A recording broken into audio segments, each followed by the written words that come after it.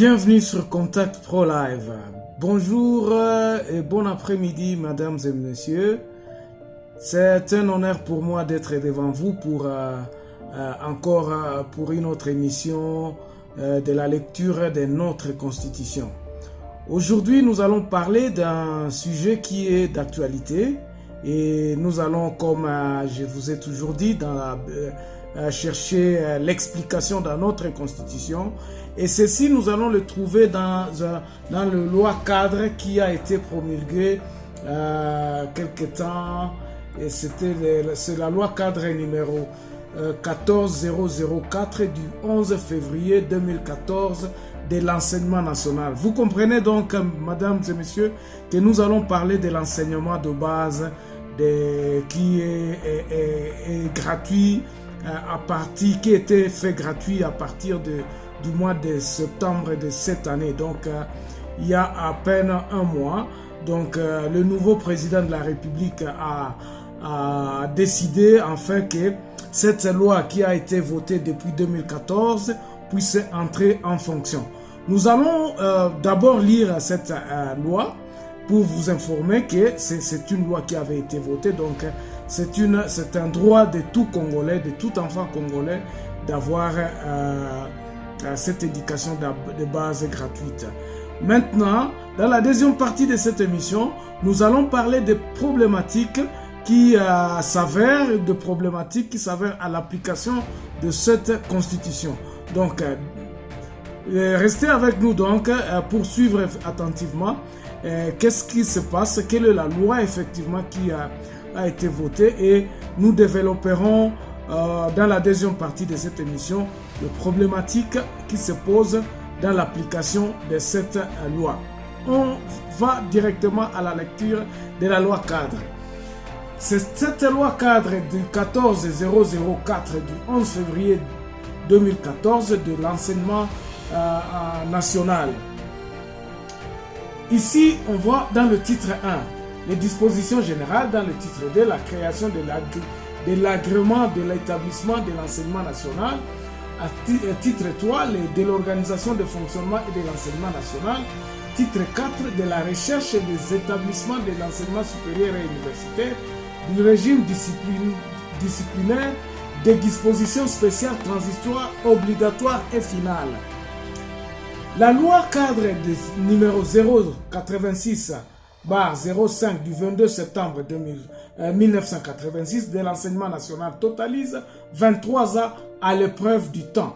Elle s'avère inadaptée à l'évolution constitutionnelle et sociale de la République démocratique du Congo, ainsi qu'au système éducatif, aux réalités culturelles et aux besoins fondamentaux du développement national. La présente loi tient compte d'une part des instruments juridiques internationaux dûment ratifiés par la République démocratique du Congo, la Déclaration universitaire des droits de l'homme, la Déclaration des droits de l'homme et du peuple, l'acte constitutif de l'UNESCO et la Convention relative aux droits de l'enfant, la Déclaration mondiale de l'éducation pour tous, la Charte africaine des droits de l'homme et le peuple, la Charte panafricaine de la jeunesse, l'accord Florence et le protocole de Nairobi de 1963 relatif à la libre circulation de biens caractères spécifiques, culturels et éducatifs, et d'autre part de la Constitution de la République démocratique du Congo en ses articles 12, 14, 37, 44, 43, 45, 46, 123, 202 et 203 et enfin de 204. La loi portant protection de l'enfant ainsi que la recommandation des États généraux de l'éducation tenue à Kinshasa en février 1996. Elle tient également compte de l'évolution du système de l'enseignement supérieur et universitaire tel qu'exprimé dans le processus de Bologne de juin 1999.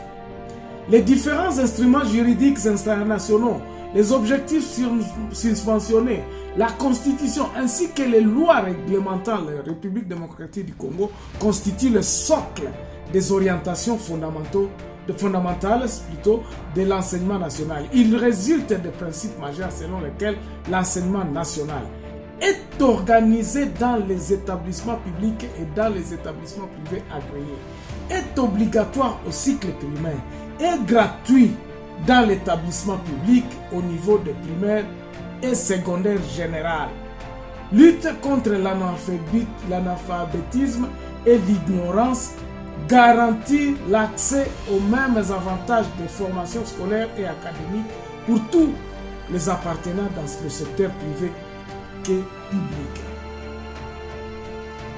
La présente loi introduit les innovations suivantes. Le niveau maternel est organisé en cycle unique de 3 ans. Il accueille les enfants ayant 3 ans révolus. Le concept de l'éducation de base qui s'articule en l'enseignement primaire et secondaire général, soit 8 années d'enseignement de base, cette vision étendue garantit à un grand nombre de jeunes garçons et jeunes filles l'acquisition d'une formation générale ininterrompue, solide, une initiation à des savoir-faire utiles pour la vie, soit pour poursuivre les études, soit pour acquérir la connaissance de base. L'organisation de programmes spécifiques, la formation initiale continue débouchant sur des diplômes de certificats d'établissement d'enseignement supérieur et universitaire pouvant être accrédités par le ministre de tutelle. L'organisation de l'enseignement spécial faveur de différentes catégories socio-professionnelles en fonction des besoins spécifiques du pays dans l'établissement, soit dans les bases spécifiques. La réglementation des non formels, l'organisation d'un cycle d'enseignement universitaire, la création de l'intégration parmi les organes administratifs, la création. Donc, ce qui nous intéresse ici, je viens de le passer, c'était donc la gratuité de l'enseignement de base de notre système éducatif en République démocratique du Congo. Donc, cette année, il a été déclaré que les enseignements primaires de 8 ans, 8 années parce que c'est ici qu'on avait spécifié que c'était de 8 années, qui devraient être en principe gratuits. Ok. Nous avons tous suivi, nous connaissons tous les réalités de notre pays. Voici donc ma réflexion dans cette deuxième partie de notre émission. Je vous ai lu, je vous ai donné donc la loi qui stipule la gratuité de notre enseignement de base. Donc, elle est effective, donc cette loi-là existe. Notre président, notre nouveau président a eu raison de dire que nous devons appliquer la loi. Ok, c'est bien. Maintenant, le problématique qui se pose, est-ce que lorsque le président avait décidé cela, c'était en fonction de quoi? Est-ce qu'il a les politiques de ses moyens? Est-ce qu'il a songé à ce qu'il y ait un budget soit voté pour que dès son entrée, l'effectivité de cet enseignement gratuit soit implémentée? Ça, ce sont des questions que tout le monde se pose et nous, ici, nous ne sommes pas là pour critiquer ou quoi que ce soit. Nous sommes là pour justement observer et dénoncer et dire notre opinion, mais on n'interdit pas. Nous allons être témoins de cette application et nous allons justement nous contenter de voir si le gouvernement ou le président de la République qui a proclamé cette loi, disons qui a proclamé la mise en vigueur de cette loi, si cette loi parvenait à être un succès, ça sera pour nous un succès aussi en République démocratique du Congo. Mais beaucoup, la majorité est sceptique. Il se dit que on ne peut pas commencer à faire, donc à implémenter quelque chose qu'on n'avait pas préparé. D'autres personnes disent que non, la République démocratique du Congo dispose de tous les moyens possibles et il ne manquait que la volonté politique. Il y a des gouvernements qui se sont succédés. Vous allez voir, comme je vous lisais cette loi ici, cette loi a été depuis 1986. Donc, ça faisait 23 ans que cette loi était là et que personne n'y songeait pour l'application. Où partait donc l'argent? Où partait donc? Y avait-il des moyens financiers? Faudrait-il apprêter des moyens financiers pour que ceci soit effectif? En tout cas, les parents et tout Congolais a la réponse avec lui.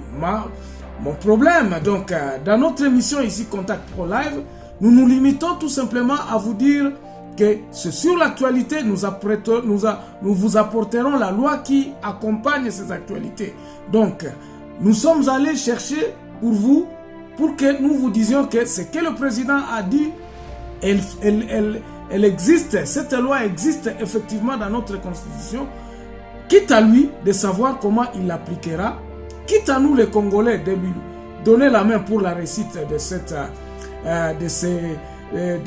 décision, pour que notre pays soit effectivement sur la bonne marche, pour que l'enseignement effectivement soit gratuit au niveau de la base. Il suffira maintenant à ce que le gouvernement puisse préciser, puisse nous donner effectivement la politique de ses moyens, comment elle va l'implémenter, où il va trouver l'argent, qu'est-ce qui se passe. Donc, à mon niveau et dans cet espace d'aujourd'hui, nous avons tout simplement voulu vous montrer que c'est une loi qui existait, effectivement, que le président de la République n'a pas inventé. Et c'est une volonté politique qu'il ne cesse de nous montrer que ça peut se faire. Et donc, à lui d'être responsable, donc sachant ses capacités, sachant comment il prépare pour effectivement mettre cette loi en application, qui sera bien sûr au bénéfice de tout le monde. Certaines langues sont sceptiques, mais de mon côté, je crois que j'ai rempli ma tâche dans cette tranche en vous amenant justement cet article qui stipule de cet enseignement, de la gratuité de notre enseignement de base en République démocratique du Congo. Je vous remercie pour m'avoir encore suivi et donc nous nous retrouvons dans le numéro prochain où nous analyserons d'autres faits d'actualité en connivence avec notre constitution. Merci et à la prochaine fois.